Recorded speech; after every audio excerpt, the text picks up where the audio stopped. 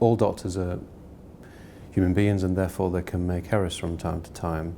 That's unfortunately the nature of being busy, doing multiple tasks. It happens.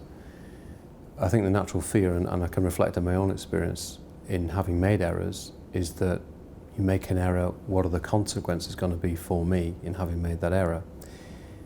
I hear it said sometimes the GMC suddenly will strike people off because they've made a single error, and that really isn't the case. If doctors make minor errors, they recognise that they've done so, they try and take action to prevent any harm occurring to patients as a consequence of that, change their practice to make sure that the error won't happen again, then the GMC doesn't necessarily need to be involved in that.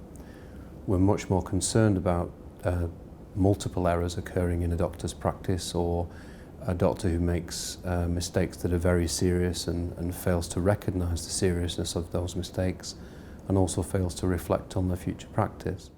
Like all doctors, I make mistakes. I've worked in clinical practice for over 25 years, and on occasion we make errors. Fortunately, none of my errors that have been identified have been serious. I can recall an incident where I made a prescribing error, prescribed a drug using the computer system at the surgery, and you get a drop-down list that you can pick from, and if you're busy and you're perhaps not paying as much attention as you should do on a particular occasion, you can pick the wrong drug from the list, or you can pick the wrong dose of the drug.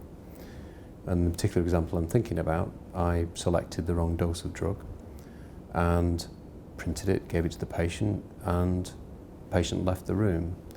And it was only after they'd left the room that I realised that the dose was incorrect.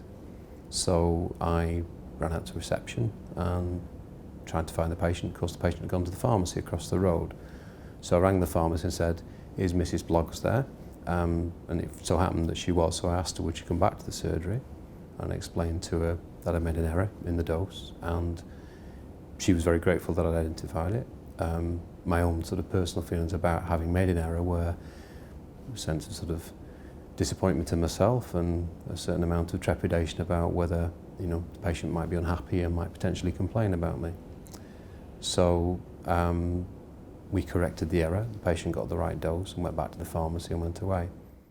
Doctors are susceptible to mental health problems and physical health problems in the same way as the rest of the population.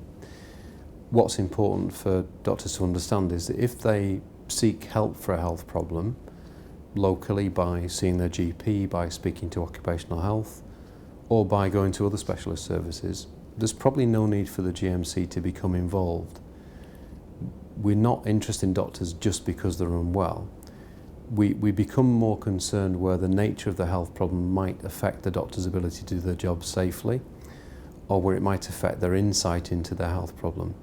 So certain types of chronic relapsing mental health problem, for example, can affect judgment, can affect insight.